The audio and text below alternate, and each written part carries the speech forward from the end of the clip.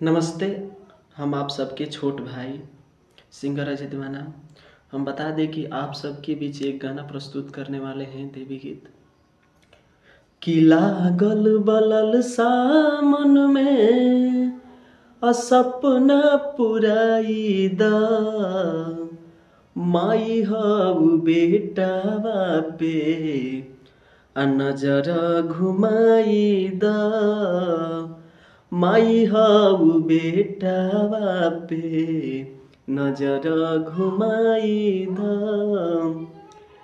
कि गौआ जवार सब डूबल माई कैसे करी तोहर हम पुजाई नइखे बुझात कहवा जाई माई लिह तू हमके गोदी में उठाई हमारी नगरिया के फिर से बसाई दा माई हऊ बेटा पे नजर घुमाई दा माई हऊ बेटा पे।